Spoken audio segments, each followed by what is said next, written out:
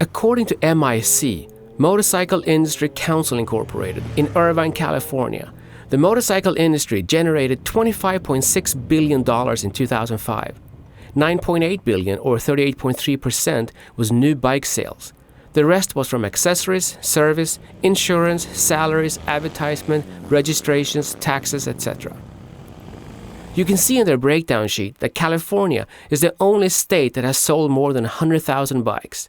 166,280 bikes. That makes $3 billion. No other state even comes close. Wow, 166,000 bikes. Yeah, but did you know that 70% are over 30 years old? Really? But did you know more than half have a college degree? But did you know that 2/3 make more than 50,000 bucks a year? Really? But did you know that more than half are married? But did you know that almost half own more than one bike? Really? So the young rebel on a motorcycle is not true anymore? Not really. Today we have grown-ups that are well educated and pretty well off to do that ride the bikes. Maybe that's why new bike sales has tripled in the last 10 years. That's right. A lot of female riders nowadays. Yeah, but did you know there are 3 times as many new female riders as new guy riders? Why should you guys have all the fun? According to the National Association of Professional Standards in Industry, they claim that if every person in the US would take a motorcycle instead of a car every 10th trip they make, we would save 4 billion gallons of gas per year. 4 billion gallons? How much is that? Well, let's see. That would be 3,000 tanker ships the size of Exxon Valdez. Wow. We gotta go and check out these stores. All right. Let's ride.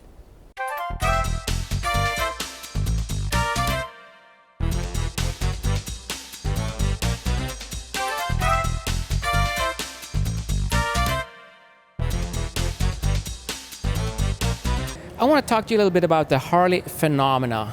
Okay. What's your take on that?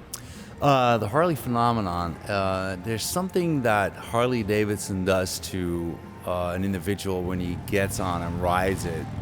Unlike any other motorcycle brand, it puts out a certain vibration which almost puts you in a trance, a meditative state, if you will.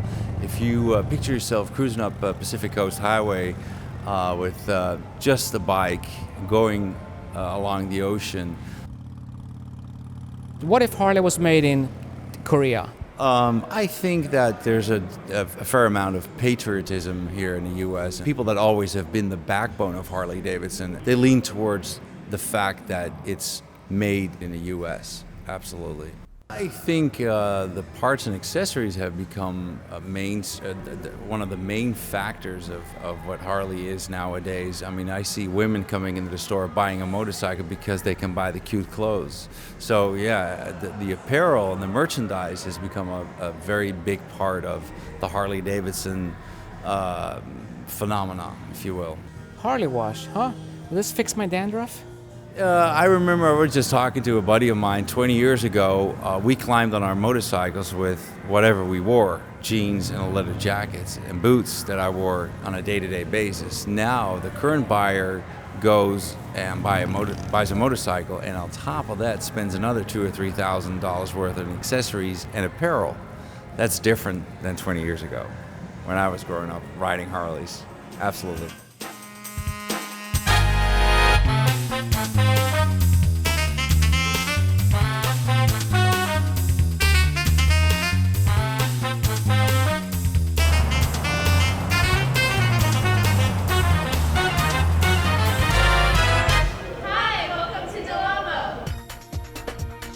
Motorcycle sales have tripled in the US alone in the last 10 years. What do you think about that? I contribute that to, I've done a lot of traveling. I've been all throughout Europe, I've been through Japan, I've been through a lot of places, and what you notice is fully developed countries, once they run out of space, they go towards motorcycles, towards scooters, towards more compact cars. The US was much bigger, much more spread out, and now certain cities like LA, New York, Florida, which are all the 3 biggest markets, they're out of space. It's filled up, and gas prices have also tripled in the last couple years. So we got better mileage, we can split lanes, we can do a lot of things like that with motorcycles. We can find a parking spot, which is a big deal. After I went to Japan and I saw the parking lots there were half scooters and half small cars. That's when it started to click in my head that this is the trend and this is where it's going to go. Here I have plenty of people that do it for cool factor, plenty of people that do it because it's the only thing they can afford, and people that are commuting from here to 2 hours away. So I have all the customers, so I see all different kinds of things.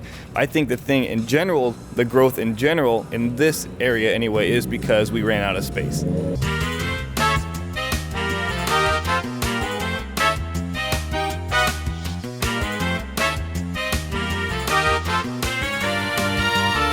Triumph's demographics right now have been lowered due to the 675. There's a huge number of sales from, let's say, 25 to 40, and then 40 and up to the late 50s and 60s. A lot of the guys who have owned Triumphs in the past are coming back to the Twins. I had a bike like this when I was a teenager. It was a 61 BSA, and it was the same color, and it was painted over chrome. A lot of guys who were born in the 60s, maybe their dad had one, and they have this need to go back the way it was. I think we both sort of connect to kind of a different look, a vintage look. I think is pretty cool. Triumph was very smart to capture that feeling of heritage and bonding with the logo, which is very, very powerful. What we try to do here is point out that they can make some subtle changes to personalize the bike. The bike should represent the way you feel. With very little money, they can do some cosmetic changes. It should be an extension of your personality.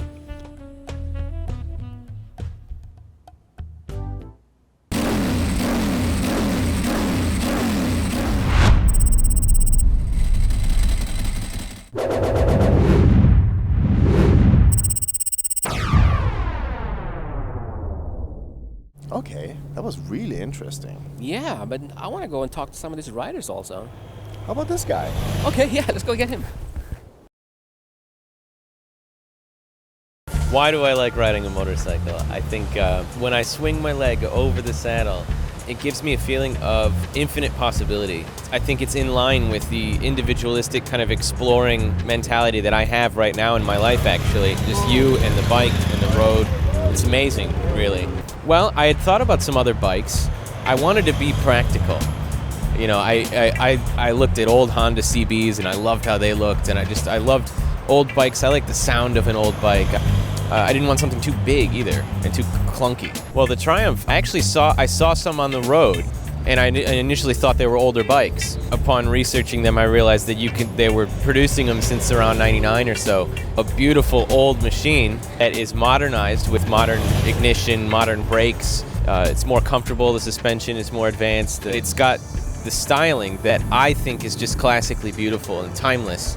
The Triumph really has a connection with California too, with movie stars and just the lifestyle of the 60s and people that moved out to California just to basically live the life that they want, live outdoors, explore, do what they want to do. I'm a huge fan of Steve McQueen, and this was Steve McQueen's bike, and The Great Escape, watching that. I can't really buy any other motorcycle after watching that movie.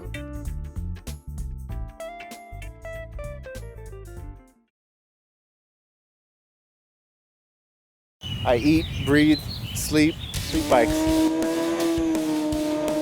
I realize it's not something that we've just become great riders overnight, and we've still got a long way to go before we're really up there and maybe even race status. I'm definitely loving the feel, and honestly, like he even said it too, we eat, sleep, and live street bikes, and there's nothing like it. It's the ultimate natural high for us.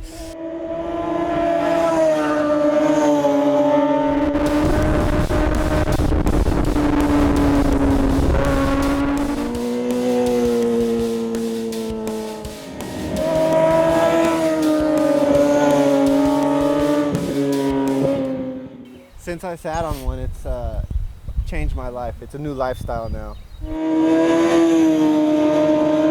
Whether you're on the bike or you're not on the bike, you're thinking bikes.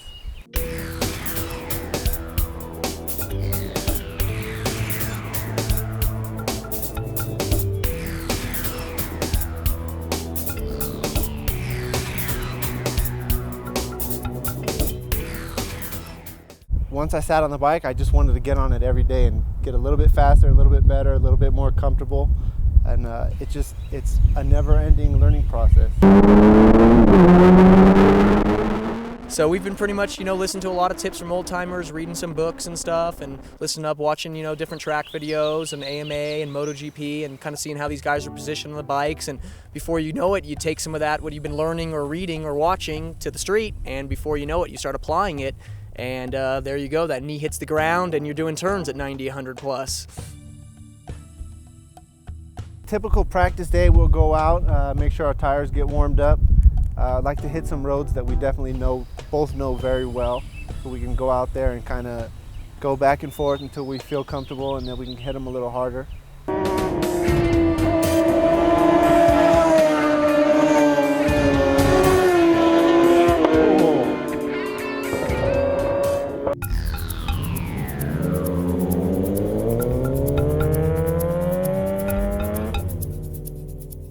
I started out with my goal in mind being to go fast, being to drag my knees and do what everyone else was doing. And once I got to the point where I could do it, I realized that wasn't what was important. What was important was just riding, just being out there on the bike day in, day out. That's what's important to me, whether I'm going fast or slow. I just really want to be out there on the bike.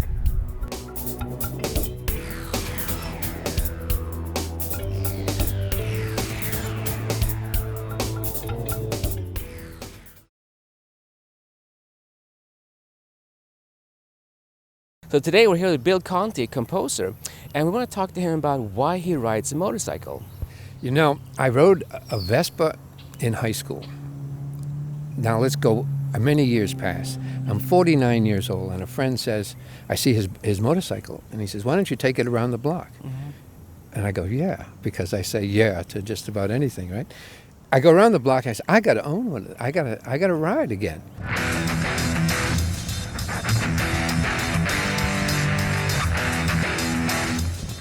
The Vespa was a way of getting to school.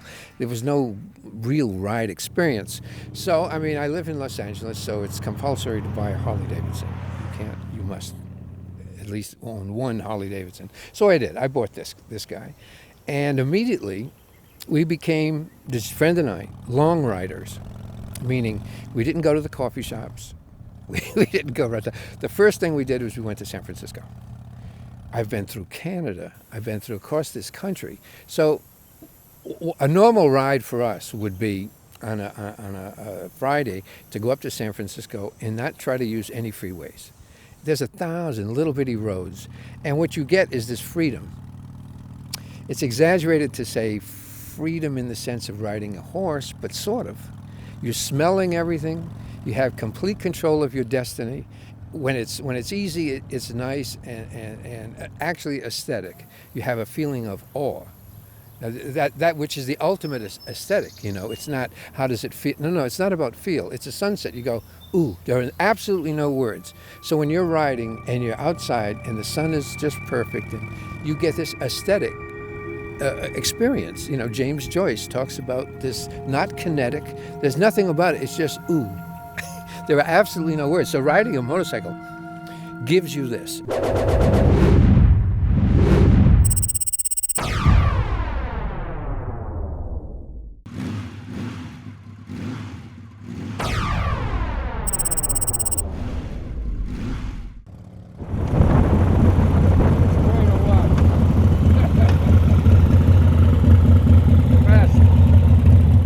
So if I jump on the bike, it's why I'm not looking to put my life in danger.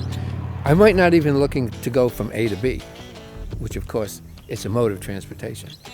You get yourself out of town, going anywhere, it just doesn't matter. And there you are, the road, the smell, the noise, and the people that love it will love it for that reason. Leaving Los Angeles on Pacific Coast Highway, and it runs up the entire continent. So you leave California by going up Route 1, then you pass into Oregon, then you pass into Washington.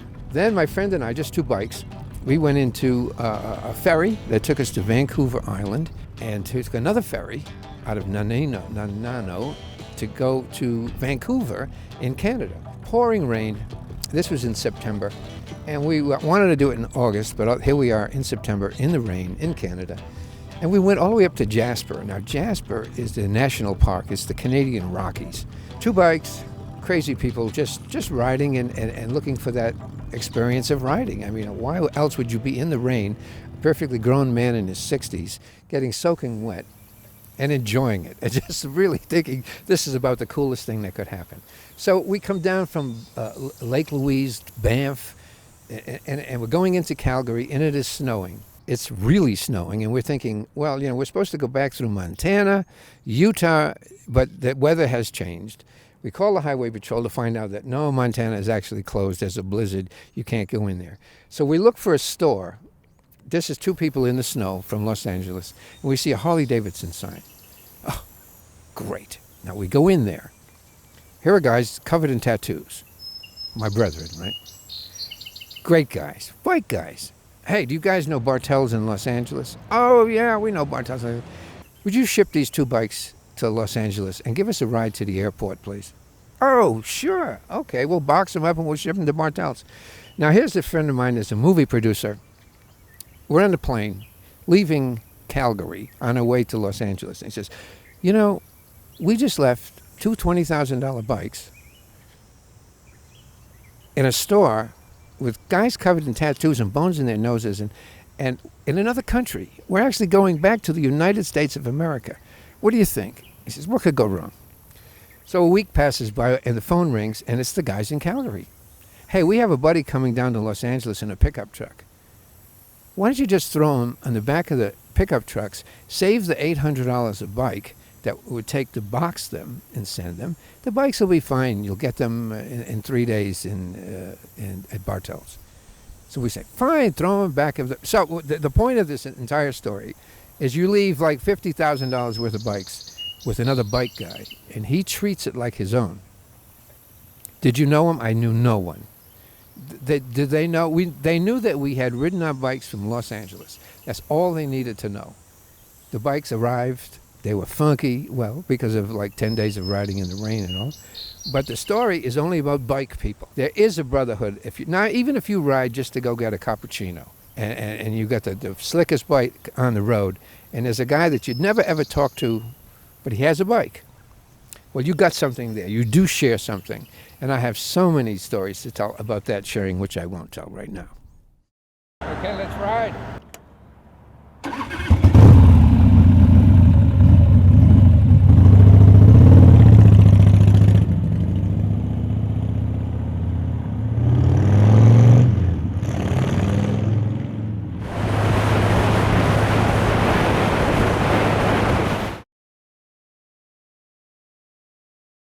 In 1994, I made a decision that I wanted to restore an old British motorcycle, and I decided on the BSA Golden Flash model because it was a very classic year in design for BSA. It's a very iconic model that was not exported in large quantities to the United States. It takes a lot of time to do a restoration and a lot of money. So one has to be patient, and one needs to have a pocketbook that you can go to again and again. Well, I know virtually every bit on this machine, and I could tell stories about individual parts and pieces. There's a lot of fun stories that go with the restoration of a machine, and you develop a special bond by doing that. And so if I had to do it again, I think I would. It was a worthwhile experience.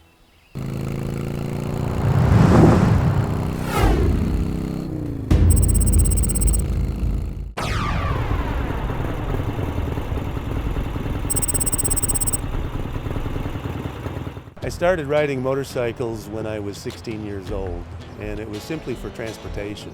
It was a cheap way to get around. Gas was just 40 cents a gallon, but I still didn't have a lot of money to spend on gas. So I got a Honda 90, and it got me from home to school and back again and to my job. But at the high school where I went, there were cool guys that had bikes like this BSA 650.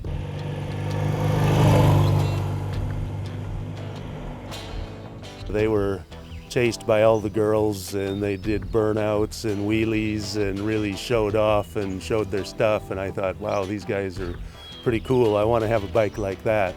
But I could barely afford the Honda 90, so this was out of sight for me at the time. A bike like this would cost about $1,200 in the late 1960s, and now it's worth about $7,500, so it's really become quite a good investment for me. But it brings me back to my boyhood and as a youth, feeling all those raging hormones and wanting to get the attention of the girls. This was the thing to have, with the shiny chrome and the candy apple red and the loud exhaust.